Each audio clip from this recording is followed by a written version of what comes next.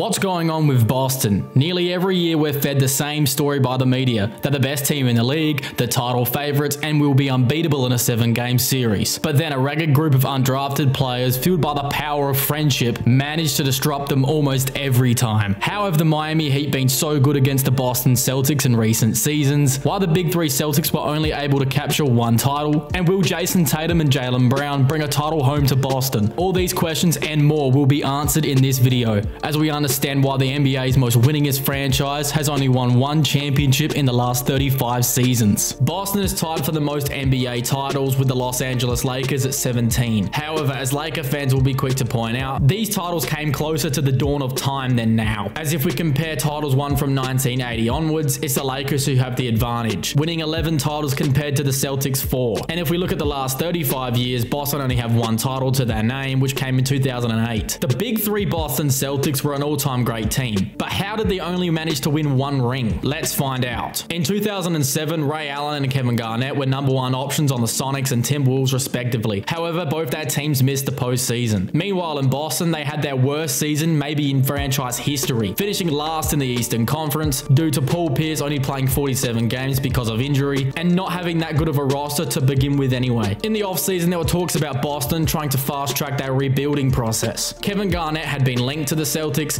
but didn't want to commit until the roster looked a little better. So Boston traded Delonte West, Wally Szczerbiak, and a pick for the lethal shooter Ray Allen. With the signing of, at that point of time, the greatest shooter in NBA history, Garnett agreed to join the Celtics, only 3 seasons removed from being the MVP of the league. KG was still playing at an elite level, only now taking slightly fewer shots per game because he had Pierce and Allen as teammates. The Celtics were almost instantly the best team in the NBA, going 66-16 in year 1, making it all the way to the finals, beating Atlanta, Cleveland, and Detroit. The Lakers were the opponent, as Kobe was hungry to win his first title without Shaquille O'Neal. In these finals, Boston were dominant on both sides of the ball, as the defense from KG, along with the scoring of Pierce and Allen, was too overwhelming for the Lakers to handle, as they won in 6 games. From there though, it was anything but smooth sailing, as in the season that followed, a severe knee injury to Kevin Garnett not only fast forwarded his regression, but also put Boston out of the finals picture. However, in the first round, they still managed to beat a young Chicago Bulls team led by Derrick Rose in one of the greatest playoff series of all time. But in the second round, the Dwight Howard Orlando Magic were just too talented, as they not only beat the Celtics but LeBron's Cavs as well. However, Orlando ran up against probably one of the scariest players in NBA history, as in the finals, Kobe and the Lakers were back, and he was never going to lose this series, as he took out all of his past frustrations on the Magic, beating them in only 5 games. Then 2010 rolled around, and the Celtics had a newfound motivation to win a second title. However, in the regular season, they appeared to be at least one step slower, as they were clearly dependent on having everybody healthy to go far in the playoffs, finishing with a 50-win season. Once the playoffs finally came around for Boston, they were still good enough to make it all the way to the finals, beating Miami, Cleveland, and Orlando to play the Lakers again. The finals were actually going well for Boston, making life difficult for Kobe Bryant, keeping his scoring numbers and efficiency down, leading 3 games to 2 heading into Game 6. But then Kendrick Perkins, their center, tore his ACL, and as a result, the Celtics front line was not able to handle Pau Gasol, as the Lakers won Game 6 behind Kobe Bryant's 26-11-3. Game 7 in Los Angeles was one of the most hard-fought physical games of the modern era, as Kobe shot a horrendous 25% from the field, while the Celtics were forced to play Glenn Davis in Perkins' absence. And as a result, Gasol pulled down 18 rebounds, including a huge putback that sealed the deal, as the Lakers avenged 2008 and Kobe won his 5th title. Shortly after this, Ray Allen headed for Miami, which rubbed a lot of his teammates the wrong way. But this would end up being a very smart move for his career, as he would win 2 titles with the Miami Heat. After a first-round exit to the New York Knicks in 2013, the writing was on the wall, as the Celtics dealt Garnett and Pierce to Brooklyn, in return for a few players, but most importantly, 3 very important first-round draft picks. The first pick was used to draft Marcus Smart, who turned into be a defensive player of the year at the point guard position and a great leader. The second pick was used to select Jaylen Brown, who would ideally become the shooting guard of the future, as the Celtics saw a two-way element to his game that they liked. And then the final pick was used to select Jason Tatum in 2018. However, a lot happened in between this time. First, the Celtics traded for the undersized point guard Isaiah Thomas from the Phoenix Suns, who was just supposed to be an offensive spark, but it became much more than just that. In 2016, he was in the MVP consideration, as he led the Celtics to a 53-win season. However, the success of IT was cut short once he suffered a career career-altering hip injury, taking away a lot of his quickness that allowed him to score inside. Fortunately for the Celtics, Kyrie Irving wanted out of Cleveland, and the Celtics were quick to offer Thomas as the centerpiece in the deal for Irving. And the Cavs, who didn't really know the extent of the hip injury, had no option but to accept this deal. They also managed to pick up All-Star Gordon Hayward, as the Celtics roster coming into 2018 looked lethal. However, this team ends up being one of the greatest what-if teams in NBA history, as after the injuries to both Hayward and Irving, the Celtics would lose to Cleveland in the conference finals. But the absence of Irving and Hayward allowed Tatum and Brown to step up, playing more minutes as the Celtics still forced Cleveland to a Game 7. In his first year, Tatum put up 13 points on 47% shooting, and it was clear that he should have been drafted first overall over Markelle Fultz, who had appeared to forgot how to shoot the basketball with Philadelphia. Even with a core this good, Boston still wouldn't make the finals until the 2022 season. But before that came one of the biggest dramas in NBA history. Irving was headed into free agency, and he assured the Boston crowd that he would sign back, vowing to bring them a championship. But he appeared to have a change of heart, signing with the Nets instead, as he joined Kevin Durant to form a super team in the Eastern Conference. For the Celtics, they moved on to another undersized point guard with Kemba Walker. The 2020 season brought circumstances we couldn't have ever imagined, as the entire league was moved down to Orlando, Florida to play in the bubble. Despite this, the Celtics still finished as the 3 seed and appeared to have the pieces to challenge for a title. The first round sweep of the Sixers was a great start to their run, but the second round was a sign of things to come. The Toronto Raptors, now without Kawhi Leonard, had no business forcing the Celtics to a Game 7, but they did just that. In Game 7, the Celtics scraped out a 5-point win behind 29 points, 12 rebounds, and 7 assists from Jason Tatum. But then the team that Boston has come to know very well, the newly constructed Miami Heat with Jimmy Butler, made their first appearance in the conference finals to face the Celtics. In Game 1, a clutch block from Bam Adebayo and Jason Tatum saw the Heat take a 1-0 series lead, which would extend out to a 3-1 lead. And even though Boston won Game 5, the Heat would go on to win Game 6, eliminating Boston for the first time. Then in 2021, Boston had injuries that saw them fall to the 7th seed in the East, and were eliminated by Brooklyn in the first round. 2022 saw some big changes as the Celtics moved on from Brad Stevens as the coach and replaced him with Ime Udoka. To start the season, the Celtics were healthy, but the team was not playing well, having a record of 26-25, as the fans were far from happy with the team's performance. This prompted Jaylen Brown to post a now infamous tweet. The tweet read, "The energy is about to shift." After the tweet, the Celtics' energy certainly did shift, as Boston embarked on an 8-game winning streak along with a trade bringing in Derek White for Josh Richardson, Romeo Langford, and 2 first-round picks, as now the roster finally looked ready to win a title. To end the regular season, Boston improved to a record of 51-31, good for second in the East, only losing 5 games after the tweet. In the playoffs, the Brooklyn Nets with Kevin Durant and Kyrie Irving had fallen into the play-in tournament and would face off against Boston again. Coming into the series, many actually favored the Nets, but what everybody had in common was this was going to be a long, hard-fought series. I don't think anybody could have predicted the outcome, as Boston proceeded to sweep the Brooklyn Nets, along with a buzzer beater in Game 1 from Jason Tatum, as the Celtics were off to a perfect start for their playoff run. The second round matchup, though, was a different story, as fresh off of a title, the Milwaukee Bucks were looking to repeat. Fortunately for Boston, though, Chris Middleton was injured in the first round series against the Bulls and wouldn't see any court time during the series. However, what was unfortunate was the injury to Robert Williams, which would eventually lead to his departure from Boston. But in the meantime, it was actually a blessing in disguise, as in his absence, the Celtics were forced to play Al Horford at the center. This created the floor spacing that would ultimately play Brook Lopez out of the series and left the Bucks defenseless to the onslaught of 3-pointers that would follow. In an incredible Game 5 victory by the Bucks, Jason Tatum clapped back with 46 points on the road, and then in Game 7, Grant Williams turned into Larry Bird, connecting on 7 3-pointers, setting a new career high at 27 points, as they blew out Milwaukee to make it back to the conference finals to face off against the Miami Heat again. This time, the Heat were favorites to win the series, as they had the 1 seed in the regular season and had beaten them before in the conference finals. But after the Heat fell into a 3-2 hole, it looked like Boston would close it out in Game 6 on their home floor. What followed, though, was a Jimmy Butler masterclass, putting up 47 points, 9 rebounds, 8 assists on 55% shooting, forcing a Game 7 in Miami. At this point, the Heat were clear favorites to win the series, but the Celtics weren't done yet. In the 7th and deciding game, Boston would upset the Heat, as Butler took one of the most controversial shots in recent memory, taking a fast break 3 instead of driving to the basket on Al Horford. And as a result, the Celtics were headed to their first NBA Finals since 2010. In the finals, there was no doubt that they were the more talented team than the Golden State Warriors, but it was the mental edge that the Warriors had from winning 3 championships that would prove to be invaluable, even after the Celtics took a 2-1 lead, stealing Game 1 in San Francisco, and then protecting home court in Game 3, you're still dealing with Stephen Curry. In Game 4, Curry exploded for one of the greatest playoff performances of his career. And after this, Boston were never the same, losing 3 straight games as the Warriors closed them out in 6. Jason Tatum would cop the most criticism for the Celtics' loss, as he only averaged 21 points on 36% shooting over the course of the 6-game series. Going into the 2023 season, the Celtics had every right to just run it back, ultimately being only 2 games away from a championship. However, after the Celtics lost their head coach before the season even started, it was off to a rockier start than anticipated. Now the Celtics, without that coach that took them all the way to the finals in only his first season, they would have to replace him.